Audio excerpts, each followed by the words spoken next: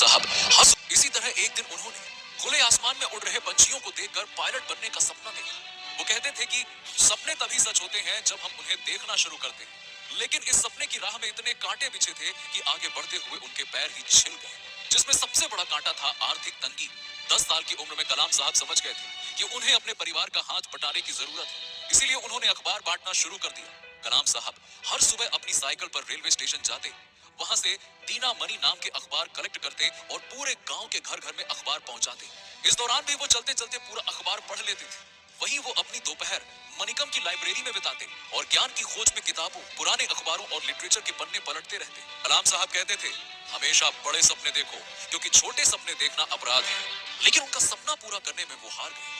दरअसल हुआ ये कि कलाम साहब के परिवार में हर कोई चाहता था कि वो अपना फाइटर पायलट बनने का सपना पूरा करे। इसीलिए 1951 में उन्हें सेंट जोसेफ कॉलेज में एडमिशन दिलाने के लिए उनकी बड़ी बहन ने अपने सोने के कंगन गिरवी रख दिए। कलाम साहब ने भी पूरी मेहनत से पढ़ाई की और यहाँ से फिजिक्स में डिग्री लेकर वो 1955 में मद्रास इंस्टीट्यूट ऑफ टेक्नोलॉजी में एरोस्पेस इंजीनियरिंग करने पहुंचे, जहां वो एक प्रोजेक्ट पर काम कर रहे थे। मगर समय बीता जा रहा था और प्रोजेक्ट खत्म होने का नाम नहीं ले रहा था, जो देखकर एक बार कॉलेज के डीन काफी गुस्सा हो जाते हैं और उन्होंने गुस्से में अब्दुल कलाम जी से कहा कि अगर तुमने 3 दिन में ये प्रोजेक्ट पूरा नहीं किया तो मैं तुम्हारी स्कॉलरशिप कैंसिल कर दूंगा। जिससे वो इतना घबरा गए कि अगले 3 दिन तक उन्होंने बिना रात की नींद दिए दिन रात उस प्रोजेक्ट पर काम किया और उसे कंप्लीट कर दिया। जो देख डीन काफी खुश हुए और उन्होंने कलाम से कहा कि मैं जानता था कि तुम में वो काबिलियत है, लेकिन मैं देखना चाहता था कि तुम में मुश्किल वक्त को सहन करने की क्षमता है या फिर नहीं। और इसी घटना से उन्हें काफी आत्मविश्वास मिला। मगर वो कहते हैं ना, सब कुछ आसानी से मिल जाए तो कोई महान ना बन पाता। और उन्हें महान बनाने के लिए ही कुदरत ने उन्हें ऐसी पटकनी दी जिससे किसी भी आम इंसान की कमर टूट जाए। जी हाँ, उन्होंने अपने सपनों को पूरा करने के लिए इंडियन एयरफोर्स के एग्जाम दे दी और इंटरव्यू देने देहरादून चले गए।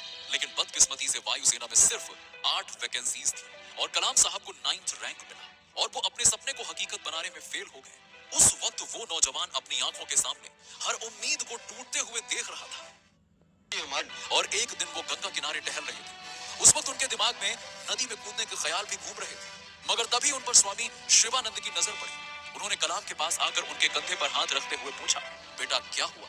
तो सुनकर कलाम की आंखें भर आईं और उन्होंने स्वामी जी को पूरी बात बताई कि मेरी बहन ने मुझे पढ़ाने के लिए अपने गहने गिरवी रखे थे, लेकिन मैं फेल हो गया। अब मुझे कोई रास्ता नहीं दिख रहा कि मैं क्या करूं। तब स्वामी जी ने उन्हें कहा कि बेटा तू असफल नहीं हुआ है, ऊपर वाले ने तुम्हारे लिए इससे भी कुछ बड़ा सोच कर रखा है, इसीलिए उदास मत हो। वापस जा और कुछ नया करने की कोशिश कर, क्योंकि जीवन में हर रोज सूरज निकलता है और नया सवेरा होता है। स्वामी जी की इस बात से अब्दुल कलाम सर को काफी हिम्मत मिली और उन्होंने वापस आकर डीआरडीओ यानी कि defence research and development organisation join कर ली।